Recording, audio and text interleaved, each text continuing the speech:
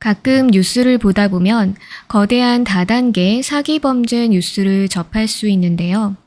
수많은 피해자들에게 수백, 수천억 원을 편취한 범죄자의 그 범죄 수익금은 당연히 피해자들에게 돌려주어야 함에도 현실적으로 이 부분이 쉽지가 않습니다. 이에 국가가 이 범죄 수익에 대해 몰수, 추징할 수 있도록 하는 특별법이 있는데요. 사기 범죄자가 자신의 돈을 국가가 몰수 추징하려 하자 내가 범죄를 저지를 당시에는 없던 법으로 재산을 뺏는 것은 위헌이라며 헌법 소원을 제기하였습니다.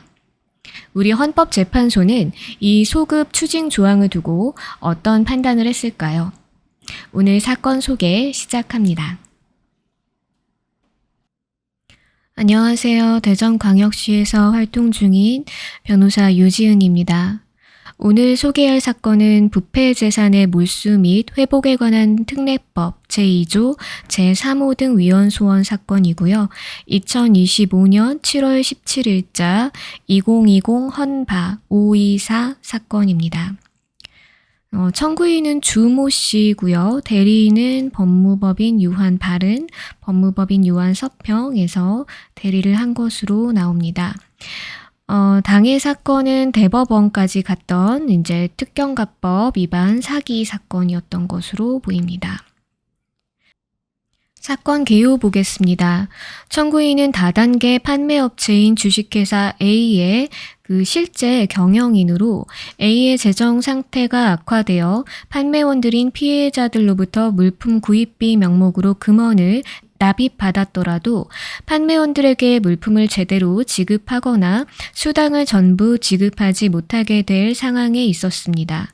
변호사 김모 씨 그리고 대표이사 안모 씨, 부사장 강모 씨 등과 공모하여 청구인은 상습으로 2013년 1월 1일경부터 2014년 1월 19일경까지 1329명의 피해자들로부터 물품 구입비 명목으로 총 37,553회에 걸쳐 합계 1,137억 7,504만 7,468원을 교부받아 편취하였다는 특정 경제범죄 가중처벌 등에 관한 법률 위반 사기 이 범죄 사실로 1심에서 2019년 11월 22일 징역 6년을 선고받았습니다.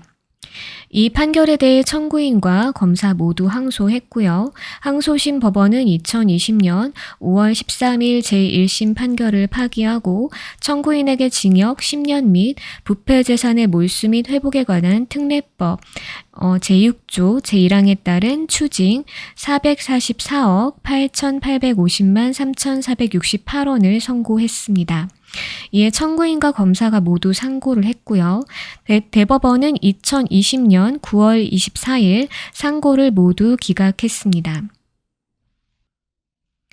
네, 이제 살펴보면은 회사가 좀 재정 상태가 악화돼서 범행을 시작한 것처럼 얘기하지만 사실 조직적으로 사기 조직을 만들어서 처음부터 계획했던 게 아닌가라는 생각이 드는데, 왜냐하면 2013년 1월 1일부터 약 1년 남짓한 기간 동안에 피해자만 1,329명이고요. 피해액이 1,137억 원 정도에 달합니다. 그리고 이 총 횟수가 37,553회에 걸쳐서 돈을 받은 거예요. 그러니까 이 수사만도 굉장히 오래 걸렸을 거고, 이거를 정리하고, 검사가 기소를 하고, 재판을 하고, 시간이 상당히 걸렸을 것 같은 사건이네요. 그래서 이제 1심 때까지는 징역 6년만 선고가 됐는데, 항소심에서 이 부패 재산의 몰수 및 회복에 관한 특례법 이거에 따라서 추징 444억 8,800만 원 요 정도가 이제 부과돼서 선고가 된 겁니다. 그래서 청구인이 위헌법률 심판 제청 신청도 이거에 대해서 이제 진행을 했는데, 대법원에서 2020년 9월 24일경 상고를 기각하면서 이제 위헌법률 심판 제청 신청도 같이 다 기각을 한 것으로 확인됩니다. 이에 2020년 10월 23일 이 사건 조항들에 대해서 청구인이 헌법소원 심판을 청구했네요. 심판 대상 보겠습니다. 청구인은 당해 사건에서 상습으로 방문 판매 등에 관한 법률에 따른 다단계 판매의 방법으로 피해자들을 기망하여 이득액 50억 원 이상을 편취하였다는 범죄 사실에 대하여 특정 경제범죄, 가중처벌 등에 관한 법률 위반, 사기로 유죄 판결을 선고받았고 그에 기하여 추징이 선고되었으므로 심판 대상을 이와 관련된 부분으로 한정한다. 이에 심판 대상은 부패 재산의 몰수 및 회복에 관한 특례법 제2조 제3호 가목 중 특정 경제범죄 가중처벌 등에 관한 법률 제3조 제1항 제1호 가운데 형법 제351조 중 제347조 제1항에 관한 부분 그리고 부패 재산의 몰수 및 회복에 관한 특례법 부칙 제2조 중 이 사건 정의 조항에 관한 부분이 헌법에 위반되는지 여부이다. 네, 이제 조항이 좀 길어가지고 제가 이제 약간 간략히 줄여보겠습니다. 부패 재산의 몰수 및 회복에 관한 특례법 제2조 정의. 이 법에서 사용하는 용어의 정의는 다음과 같다. 제3호 범죄 피해 재산이란 별표에 규정된 죄 가운데 다음 항목 어느 하나에 해당하는 죄의 범죄 행위에 의하여 그 피해자로부터 취득한 재산 또는 그 재산의 보유 처분에 의해 얻은 재산을 말한다. 여기서 이제 감옥이 있고요. 이게 형법 347조가 사기를 규정하고 있고 제351조가 그의 상습범을 규정하고 있습니다. 그래서 이 부분이 지금 이제 심판 대상 조항이라고 보시면 됩니다. 특정 경제범죄 가중처벌 등에 관한 법률 제3조에서 이 형법 347조랑 그리고 351조 여기에 해당하는 죄를 정하고 있거든요. 그래서 이걸 특정 사기 범죄로 이렇게 헌법재판소는 지정해서 단어를 이렇게 얘기하기로 합니다. 그리고 부패 재산의 몰수 및 회복에 관한 특례법 부칙이 있는데요. 법이 개정이 되거나 하면 이제 경과 조치나 부칙 이런 걸 만들어 가지고 개정된 조항이 어떻게 적용이 될 건지에 대해서 따로 이렇게 정하기도 하거든요. 여기 2조를 보면은 범죄 피해 재산에 관한 적용례 에 대한 얘기가 있고요. 이 개정 규정이 이 법 시행 당시 수사 중이거나 법원에 계속 중인 사건에도 적용한다. 이렇게 돼 있습니다. 근데 이게 이제 1심 선고가 2019년 11월 22일에 났거든요. 근데 요 지금 적용되도록 한 이 부칙에 만들어진 날짜가 2019년 8월 20일입니다. 그래서 2심에서는 이 조항을 근거로 왜냐하면 법원에 지금 사건이 계속 중이잖아요. 그러니까 이걸 근거로 해가지고 지금 추징하는 금액 444억 8,800만 원 정도를 선고할 수 있게 된 거예요. 그러니까 이 조항이 지금 위헌이 아니냐 청구인은 이 주장을 하는 것입니다. 네, 그럼 청구인 주장 한번 읽어보겠습니다. 이 사건 정의 조항은 특정 사기 범죄로 취득한 재산 및 그 재산의 보유 처분에 의하여 얻은 재산을 범죄 피해 재산으로 규정하여 부패재산 몰수법 제6조 제1항에 의한 몰수 추징 대상에 포함시킴으로써 형법 제48조가 정한 몰수 추징의 범위를 확대하고 있다. 특정 사기 범죄로 취득한 재산을 형법과 별도의 규정에 따라 몰수, 추징할 수 있도록 하는 것은 과도한 사익 침해로서 과잉금지 원칙 및 책임과 형벌 간 비례 원칙에 위반된다. 범죄 행위로 피해자로부터 취득한 재산의 불법성은 그것이 특정 사기 범죄에 의한 것이든 강도나 성매매 등 다른 범죄에 의한 것이든 본질적으로 현저한 차이가 없고 특정 사기 범죄와 다른 유형의 사기 범죄 사이에도 본질적인 차이가 없다.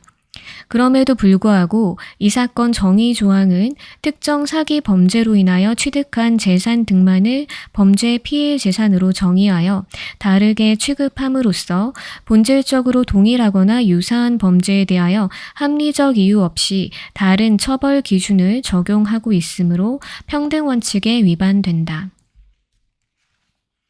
이제 형법에 있는 몰수 추징 조항이 있는데 이게 특별법까지 만들어서 이렇게 몰수 추징 범위를 확대하는 건 과도한 사익 침해다. 이런 얘기하고 있고요. 그리고 강도나 성매매 이런 다른 범죄와 이 사기가 본질적으로 이렇게 큰 차이가 없는 범죄인데 이 특정 사기 범죄에만 이런 몰수 추징 이런 걸 하는 게 부당하다. 합리적 이유 없이 이렇게 차별하는 것이다. 해서 평등원칙 위반을 주장하고 있습니다. 그리고 이 사건 부칙 조항은 정의조항 시행 전에 행하여진 범죄 행위라 하더라도 시행 당시 수사 중이거나 법원에 계속 중인 사건에 해당하는 경우에는 이 사건 정의조항을 적용하도록 하고 있다. 이는 범죄 행위 당시보다 불이익한 법률을 소급하여 적용하도록 한 것으로서 헌법상 형벌 불소급 원칙에 위반된다. 이제 형사 사건에서는 대원칙이 내가 행위할 때 있는 법률로만 처벌할 수 있는 건데요. 이제 그게 아니라 이후에 만들어진 법으로 내가 어떤 불이익을 이제 입게 되는 거는 원칙적으로는 허용되지 않는 그런 게 있습니다. 청구인이 이 부분까지 얘기를 하고 있네요.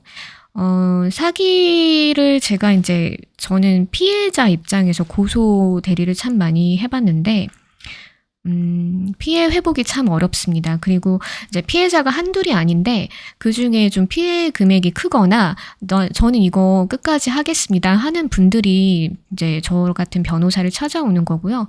2, 3천만 원 피해를 입었어도 그냥 많은 분들이 또 굉장히 많아요. 왜냐하면 이제 알고 지낸 세월이 있거나 그 사람이랑 굉장히 즐겁게 지낸 시간이 있거나 그러니까 이 사기 범죄자들이 막 나쁜 사람이라는 가면을 쓰고 있는 게 아니에요. 그 사람의 외로운 부분을 파고들었다든가 여러 인맥을 타고 들어가가지고 다 아는 사이거나 이런 경우가 굉장히 많습니다. 네. 이제 제가 법조인으로 지내면서 느끼는 건데 이게 물론 이제 욕심이 과해서 사기 피해를 입는 경우도 많아요. 근데 이제 욕심이 과하다기보다 정말 외롭고 이래가지고 이렇게 어울리다가 이런 분들도 있으시거든요.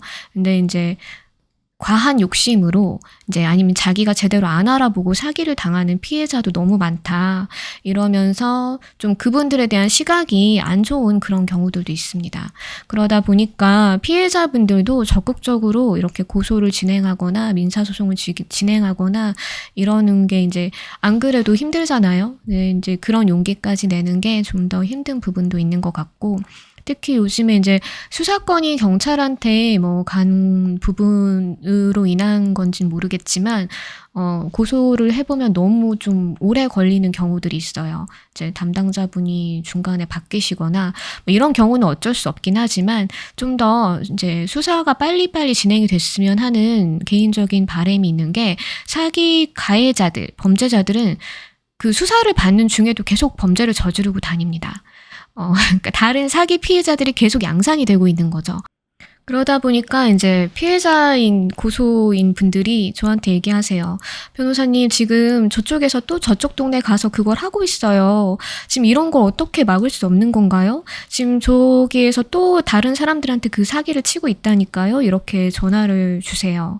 근데 이제 저희도 할 수 있는 방법이 많지 않으니까 수사관 분께 한번 전화를 드리고 하는 정도밖에는 이제 실제로 고소 대리인 입장에서 다른 범죄를 막거나 이러는 건 불가능하니까요. 이런 부분들이 좀 개선이 되었으면 하는 그런 마음이 좀 있습니다. 네, 이제 헌법재판소는 이 사건 조항들에 대한 판단에 있어서 쟁점 정리부터 하는데요. 평등원칙 위반을 중점적으로 보기로 하고, 이제 나머지 과잉금지 원칙이나 책임과 형벌 간 비례 원칙 위반 주장은 사실상 평등원칙 위반 주장과 다름이 없다고 해서 이 부분만 중점적으로 살펴보기로 합니다. 헌법 제11조 제1항은 모든 국민은 법 앞에 평등하다. 누구든지 성별, 종교 또는 사회적 신분에 의하여 정치적, 경제적, 사회적, 문화적 생활의 모든 영역에 있어서 차별을 받지 아니한다라고 규정하고 있다. 이러한 평등의 원칙은 일체의 차별적 대우를 부정하는 절대적 평등을 의미하는 것이 아니라 입법과 법의 적용에 있어서 합리적인 근거가 없는 차별을 하여서는 아니 된다는 상대적 평등을 뜻하고, 따라서 합리적인 근거가 있는 차별 또는 불평등은 평등의 원칙에 반하는 것이 아니다. 네, 이제 헌법 11조에서 평등을 이제 규정하고 있는데, 여기가 절대적 평등이 아니라 상대적 평등을 의미한다는 부분 확인하고 있고요. 이제 합리적 근거가 있는 차별은 허용이 된다는 것입니다.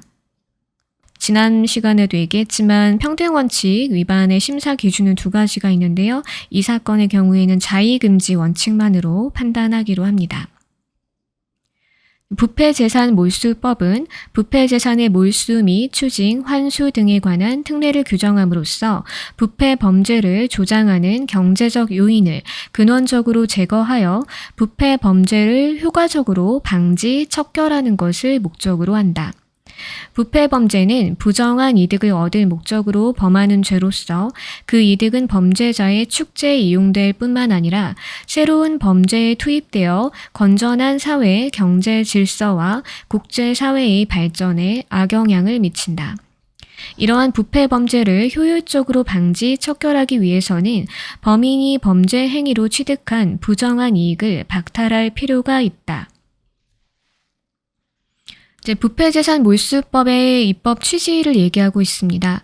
부패 범죄를 저지르는 이들이 이제 부정한 이득을 굉장히 많이 얻었을 때 이거로 또다시 범죄를 저지르는 그 토대로 쓴다는 거죠. 그래서 새로운 범죄에 이 돈이 투입이 돼서 이 모든 사회 발전에 악영향을 미친다는 얘기를 하고 있습니다. 이 이익을 박탈할 필요성이 있다는 거죠. 부패 범죄에서 피해자가 존재하더라도 그 피해자가 사법상 청구권을 행사하여 피해 재산을 회복하기 곤란한 사정이 있는 경우까지 범죄 피해 재산을 몰수, 추징의 대상에서 제외한다면 범인은 막대한 범죄 수익을 그대로 보유하게 되고 피해자는 피해를 회복할 수 없게 된다. 이러한 경우에는 국가가 대신하여 피해 재산을 회복할 수 있도록 하는 것이 피해자의 실질적 재산권 회복을 위한 최선의 보호책이 될 수 있다. 이제 사기 피해에서 저희가 피해 회복이 어려운 이유 중에 하나가 돈이 막 섞입니다.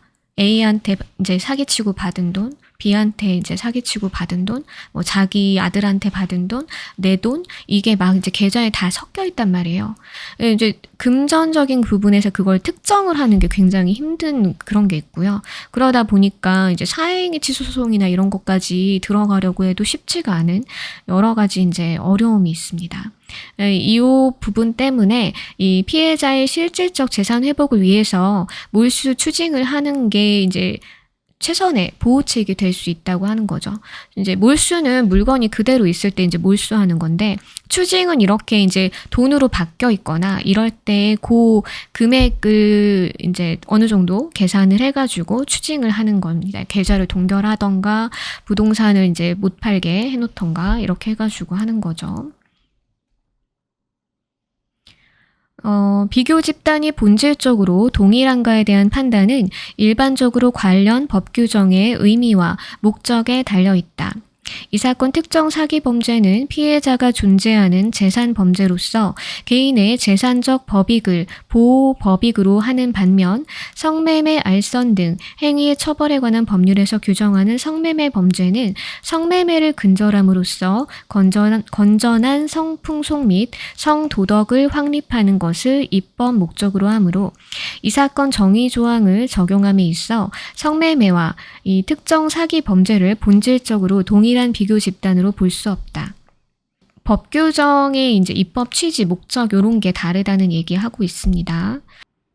이제 청구인은 그 재산 범죄 중에서도 특정한 유형의 사기 범죄를 다른 사기 범죄와 달리 취급하고 있다, 이 주장도 하고 있는데요. 이 정의 조항에 의하면 이 사건 특정 사기 범죄는 상습으로 사기 범죄를 범죄 단체를 조직하여 범행한 경우, 유사 수신행위 또는 다단계 판매의 방법으로 기망하여 범행한 경우, 전기통신 금융사기를 한 경우로서 그 이득액이 50억 원 이상인 경우를 의미한다. 이 사건 특정 사기 범죄는 재산 범죄의 일종으로서 사기 범죄의 한 유형에 해당하지만 사기 범죄가 조직적으로 이루어져 피해가 광범위하게 발생하고 여러 피해자들의 피해 재산이 혼화되어 계속적으로 자금의 이동과 거래가 이루어지며 피해 재산이 조직적으로 은닉되거나 해외로 도피되는 경우가 많아 피해자가 개별적으로 이를 추적하여 사법상 청구권을 행사하는 것이 현실적으로 매우 어렵다는 특징이 있다. 이러한 경우에 피해 회복을 오로지 피해자의 사법상 청구권 행사에만 맡긴다면 범인이 이 사건 특정 사기 범죄의 범죄 행위로 인하여 취득한 재산을 그대로 보유하게 되는 위법 상태를 시정하기 어렵게 된다. 이제 이런 사건의 특징에 대해서 잘 얘기를 하고 있죠. 이득액이 이제 50억 원 이상인 뭐 다단계 판매나 유사 수신행위, 그리고 범죄 단체 조직해서 이렇게까지 하는 경우가 특정 사기 범죄인데, 이 경우에는 피해가 너무 광범위하고 피해자도 다수가 되고 피해 재산이 혼화되어 이제 제가 아까 얘기한 막 섞여 있는 거죠. 그리고 자금 이동이 엄청나게 많이 일어납니다. 그래서 그거를 다 추적하기가 굉장히 어렵고 이제 해외로 도피하는 경우까지 있다는 거죠. 이거를 피해자가 개별적으로 민사소송을 통해서 해결해라 이러면은 사실상은 범죄 조직이 이들이 이제 그 돈을 그대로 보유하는 결과가 될 수 있다는 그런 얘기를 하고 있습니다. 강도와의 차이점 얘기하는데, 강도 역시 사기 범죄와 마찬가지로 재산 범죄 일종이긴 하지만 범죄의 특성상 이 사건 특정 사기 범죄와 같이 다수의 피해자들을 상대로 조직적으로 이루어지면서 여러 피해자의 피해 재산과 범죄 수익이 혼재되어 이런 경우가 일어나는 건 아니라는 거죠. 네. 이제 강도는 상대적으로 피해자가 이렇게 엄청 많을 수는 없으니까요. 그래서 결과적으로는 이런 특정 사기 범죄의 특성을 고려하여 만들어진 조항이기 때문에 합리적인 이유가 있는 차별이고, 그래서 평등 원칙에 위반되지 아니한다, 이렇게 보고 있습니다. 그럼 다음으로 이 사건 부칙 조항에 대한 판단 보겠습니다. 이게 이제 신법이 어떻게 적용되느냐에 대한 문제인데요.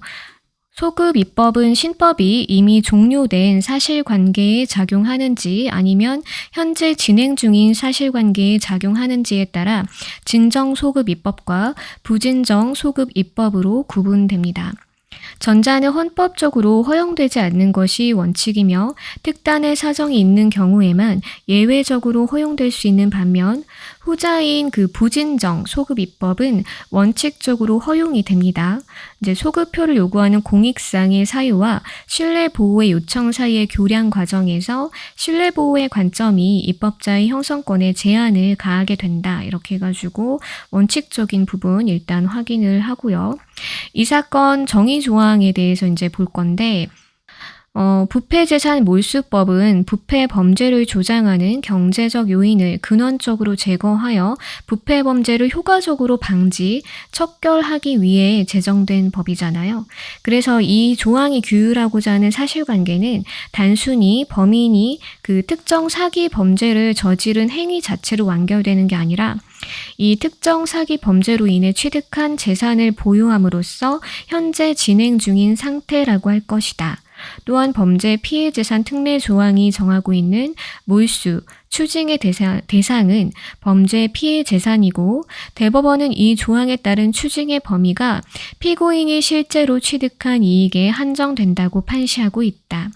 이러한 몰수 추징은 위법한 범죄 행위로 침해된 재산 질서를 원래의 상태로 되돌리는 것으로서 위법 행위로 인한 이익을 다시 환수하기 위한 성격을 가진다. 지금 보면은 이제 행위는 종료가 됐죠. 사기를 이제 한 고 범행은 이제 2014년쯤에 종료가 됐는데, 부패재산 몰수법에 요 조항이 들어가서 이렇게 적용이 되게 된 이유는 그 행위 시 범죄가 끝난 시점에 그거에 대한 보호가 목적이 아니라 이 돈이 이렇게 보유되어 있는 범죄 수익으로 이제 거기에 있는 그 상태가 계속 진행 중이라면은 이 법이 적용되는 게 맞다는 얘기를 하는 거죠. 따라서 이는 진행 중인 사실 내지 법률 관계에 대한 규율이므로 헌법상 원칙적으로 금지되는 진정소급 입법에 해당하지 아니한다. 그래서 이제 허용이 되는 부진정 소급 입법으로 보고 있습니다. 네, 그럼 마지막으로 신뢰보호 원칙 위반 여부 보겠습니다. 신뢰보호의 원칙은 헌법상 법치국가의 원칙으로부터 파생되는 것으로서 법률의 제정이나 개정 시 구 법질서에 대한 당사자의 신뢰가 합리적이고도 정당하며 법률의 제정이나 개정으로 야기되는 당사자의 손해가 극심하여 새로운 입법으로 달성하고자 하는 공익적 목적이 그러한 당사자의 신뢰의 파괴를 정당화할 수 없다면 그러한 새 입법은 신뢰보호의 원칙상 허용될 수 없다. 신뢰보호 원칙의 위반 여부를 판단하기 위해서는 한편으로는 침해받은 이익의 보호 가치, 침해의 중한 정도, 신뢰가 손상된 정도, 신뢰 침해의 방법 등과 다른 한편으로는 새 입법을 통해 실현하고자 하는 공익적 목적을 종합적으로 비교, 형량하여야 한다. 그런데 지금 이 사건 청구인이 가지는 신뢰는 자기 범죄로 취득한 재산, 그 재산의 보유 처분으로 얻은 재산에 대해서 몰수, 추징이 이루어지지 않을 거라는 거에 대한 신뢰잖아요.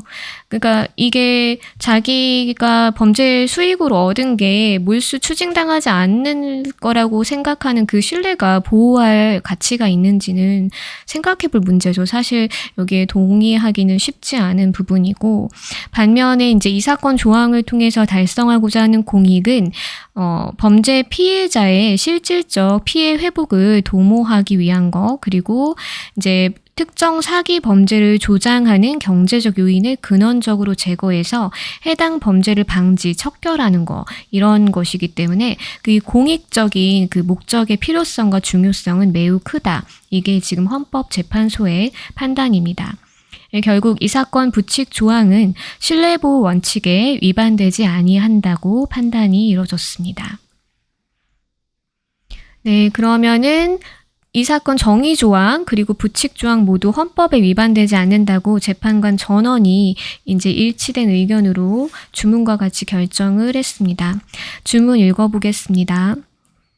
부패재산의 몰수 및 회복에 관한 특례법 제2조 제3호 감옥 중 특정 경제범죄 가중 처벌 등에 관한 법률 제3조 제2랑 제1호 가운데 형법 제351조 중 제347조 제1항에 관한 부분 및 부패재산의 몰수 및 회복에 관한 특례법 부칙 제2조 중 같은 법 제2조 제3호 감옥 가운데 특정 경제범죄 가중 처벌 등에 관한 법률 제3조 제1항 제1호 중 형법 제351조 가운데 제347조 제1항에 관한 부분은 모두 헌법에 위반되지 아니한다. 네, 그래서 오늘 좀 사건이 어려웠을 수 있는데요. 의미가 있는 사건이라고 생각을 해서 한번 소개를 해봤습니다. 지금까지 들어주셔서 감사합니다.